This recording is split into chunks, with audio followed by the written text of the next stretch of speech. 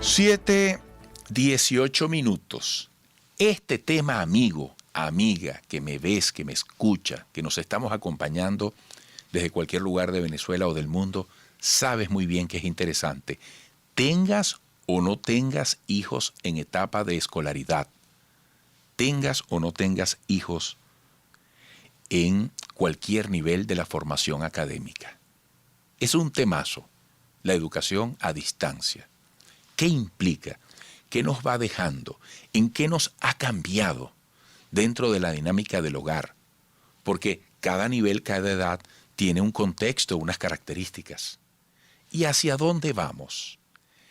¿Qué se debe tomar en cuenta a la hora de pensar en el retorno a la presencia o presencialidad, como también se dice? Yo en estos días, a propósito de la graduación de mis hijos, la semana pasada, pensaba en todos los niveles, en esos niños, en esos jóvenes, que lamentablemente les ha tocado en estos tiempos de pandemia estar al margen de eso tan importante que es la presencia física, ese compartir, incluso ese llegar al momento esperado de una graduación. El acto, la presencia. Vamos a hablar de todo esto con Oscar Misle, educador, orientador, psicoterapeuta, comunicador, escritor, locutor, fundador de Secodap, gran amigo. Oscar, qué gusto tenerte por acá. Buenos días, bienvenido. Muy buenos días, Eduardo, amigo. ¿Cómo estás? Dobles felicitaciones por el Día del Periodista y la más importante, o tan importante, por la graduación de tus hijos. Muy emotivo lo que leí en las redes sociales. Qué bonito, ¿vale? Qué Gracias, bonito poder Oscar. celebrar.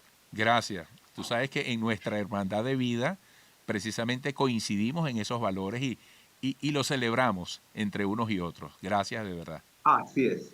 Mira, Oscar, esto de la educación a distancia, en contraste con la llamada presencia, o esa palabra que para mí es novedosa y es válida, presencialidad, ¿en qué punto del camino nos tiene?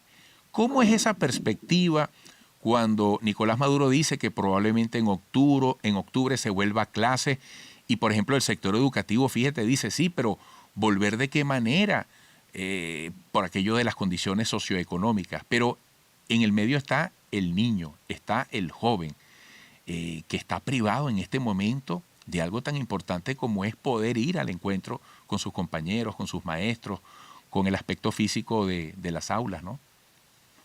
Sí, ciertamente es un debate muy fuerte que se ha dado en el país, en las distintas realidades, porque los contextos son diversos, son distintos.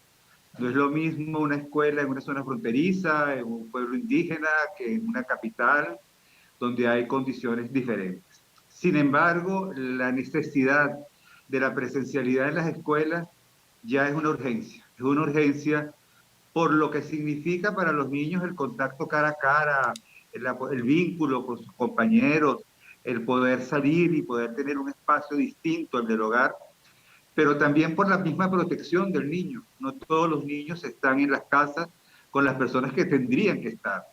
Hay problemas de maltrato, ya hay cansancio, agotamiento, mucha frustración, y eso se traduce en violencia en la familia, se traduce en abuso sexual.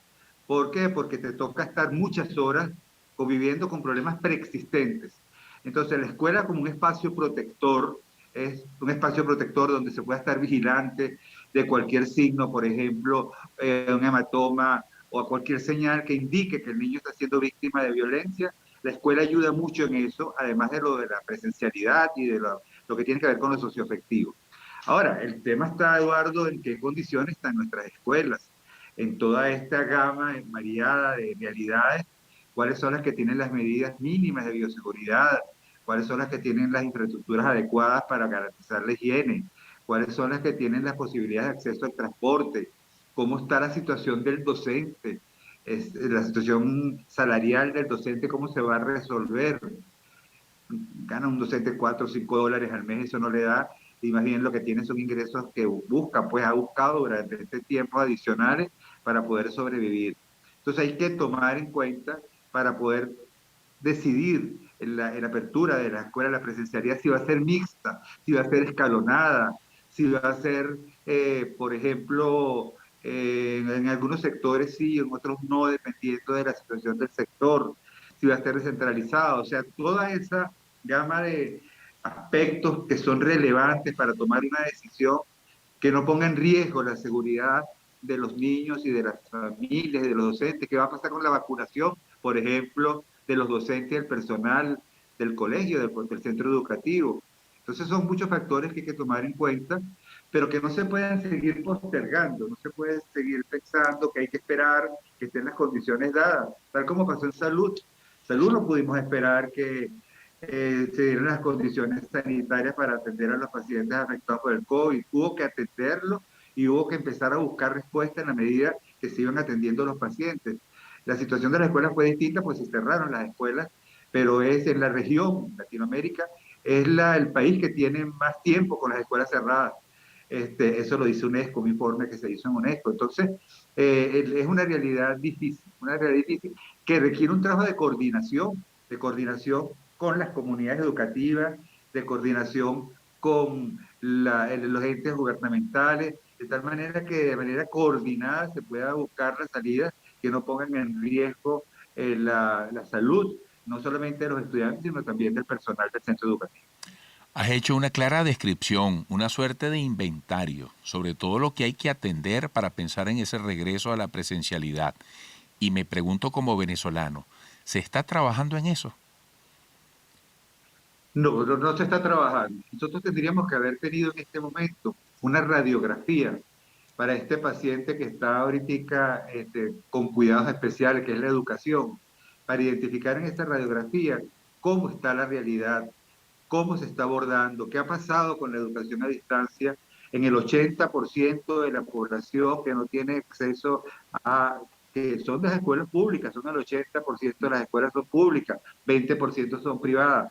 Una radiografía que permite identificar cuál es la prioridad, dónde se deben invertir recursos, cómo se pueden lograr las articulaciones y las coordinaciones, qué tipo de políticas para abordar un tema que es primordial, que es la salud mental de las familias, que les ha tocado complejo todo este tiempo. Entonces, el Estado no da señales, por lo menos, de que se esté haciendo una intervención efectiva, no efectista, efectiva, para poder atender a esta población que está al margen. Fíjate, la pregunta es, ¿llegará la apertura de clases, la presencialidad, tendrá la presencia de estos estudiantes, de este 80% de la población que se ha desvinculado, que se ha desarticulado de la escuela, que ha tenido el contacto de la escuela con una guía, que ha tenido acceso a esa guía por un familiar, por un vecino? ¿Dónde están esos muchachos? Una cosa sí te puedo decir, Eduardo, que están en todas partes menos en su casa. Cuando uno recorre las calles, cuando uno tiene contacto con los centros educativos, con las familias, los muchachos están en las calles, están en los pasillos de los barrios, en las escaleras, pero no están necesariamente confinados. Están más bien tratando de ver qué hacen, inclusive haciendo actividades de emprendimiento para generar recursos. Cuando yo visité un centro comercial para arreglar un teléfono celular, y entonces fui, que es especialista, y estaba, la mayoría de los muchachos eran muy jóvenes, no sé si tendrían menos de 18 años, y me di la tarea de preguntarle a algunos, porque es mi trabajo hacerlo, que cómo estaba en la escuela, que cómo estaba el liceo. Entonces ellos decían, no, miren, nosotros tenemos que trabajar, no podemos perder el tiempo en la casa, Mm. estamos dando por hecho que están confinados, no están confinados. Y le digo yo, ¿y cómo se hace al perder la escolaridad? No pierdes oportunidades. Y dice, no, yo estoy ganando oportunidades porque lo que gano yo aquí en un día en dólares no lo gana mi papá ni mi mamá en un mes. Caray. Entonces, eso de que esos incentivos desestimen el deseo de volver a clase es un reto y un desafío que tiene el Estado muy grande, cómo volver a recuperar a estos muchachos que no Sí. son los de los colegios privados, pero también en los colegios privados nos hemos encontrado con el fenómeno de estudiantes que también están haciendo emprendimiento en las tardes para aprender un oficio, algo que les permita generar recursos. Bueno, Oscar, te agradezco estos minutos. Recibe un gran abrazo y espero que pronto nos reencontremos aquí o en cualquier lugar. Se te quiere. Amén, así sea. Oscar Misle, educador, orientador, psicoterapeuta, comunicador, escritor, locutor, fundador de SECODAP. Volveremos.